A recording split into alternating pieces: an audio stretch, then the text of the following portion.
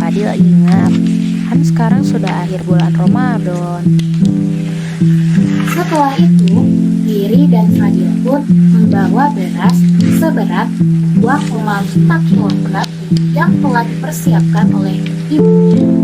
Dan kedua kakak beradik ini pun segera pergi ke masjid.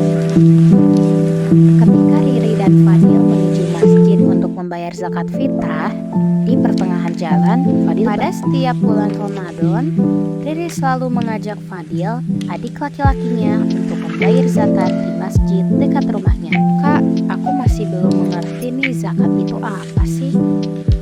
Kak Riri pun menjawab, zakat fitrah itu menurut guru kakak adalah sebagian harta tertentu yang wajib dikeluarkan oleh umat Islam untuk diberi kepada orang yang berhak menerimanya. Jadi gitu dia. Fadil pun bertanya kembali kepada Kak Riri, tapi kenapa kita juga harus membayar zakat, Kak? Juga. Assalamualaikum warahmatullahi wabarakatuh. Halo semuanya, perkenalkan nama saya Rizky Wazananda dari program studi Pendidikan Guru Sekolah Dasar Universitas Muhammadiyah Sukabumi. Kali ini saya akan membawakan pembahasan materi di kelas 3 SD dengan pembahasan zakat. Nah, anak-anak di sini akan mengetahui apa itu zakat dan akan memahami macam-macam zakat. Pada setiap bulan Ramadan, Riri selalu mengajak Fadil, adik laki-lakinya, untuk membayar zakat di masjid dekat rumahnya. Lalu Riri pun berkata, Fadil, yuk kita siap-siap pergi ke masjid membayar zakat fitrah.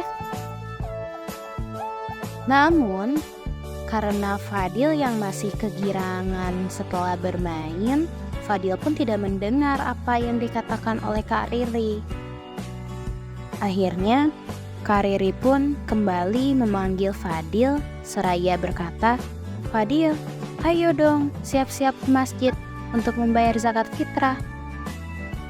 Fadil pun menjawab, iya Kak, Fadil ingat, kan sekarang sudah akhir bulan Ramadan. Setelah itu, Riri dan Fadil pun membawa beras seberat 2,5 kg yang telah dipersiapkan oleh ibunya. Dan kedua kakak beradik ini pun segera pergi ke masjid. Ketika Riri dan Fadil menuju masjid untuk membayar zakat fitrah, di pertengahan jalan, Fadil bertanya kepada Kak Riri, Kak, aku masih belum mengerti nih zakat itu apa sih? Kak Riri pun menjawab, zakat fitrah itu menurut guru kakak adalah sebagian harta tertentu yang wajib dikeluarkan oleh umat Islam untuk diberi kepada orang yang berhak menerimanya. Jadi gitu dia. Fadil pun bertanya kembali kepada Kak Riri, tapi kenapa kita juga harus membayar zakat, Kak? Juga kan kita belum mampu cari uang sendiri, Kak. Kak Riri pun menjelaskan kembali, guru kakak juga bilang, kalau umat Islam yang mampu wajib bayar zakat, lagi pula yang menanggung zakat fitrah kan orang tua kita. Jadi gitu ya Kak, yuk pergi ke masjid Kak, kata Fadil. Nah, itu dia cerita Riri dan Fadil yang hendak membayar zakat fitrah.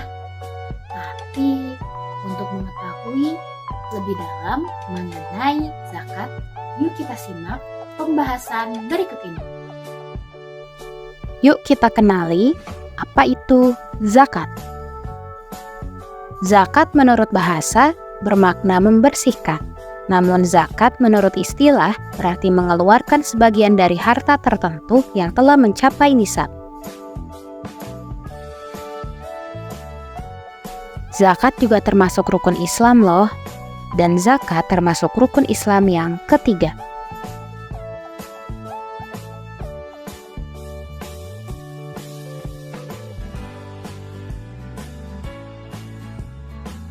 Lalu, apa saja sih zakat yang perlu kita ketahui?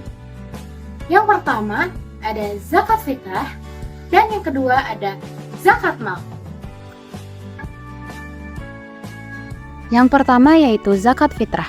Zakat fitrah adalah mengeluarkan beras atau bahan makanan pokok lainnya sebesar 2,5 kg atau 3,5 liter tiap orang. Nah, jika bahan tersebut sudah terkumpul, maka akan dibagikan oleh petugas pengumpul zakat. Untuk melaksanakan pembayaran zakat fitrah dapat dilakukan kapan aja sih?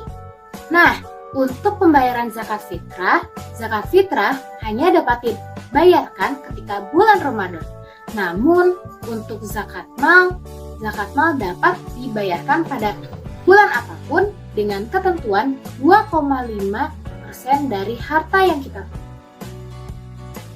Yang kedua yaitu zakat mal. Zakat mal disebut juga zakat harta, yaitu mengeluarkan sebagian harta kekayaan yang dimilikinya apabila telah mencapai nisab. Nisab adalah lama waktu suatu harta menjadi milik seseorang dalam jumlah tertentu.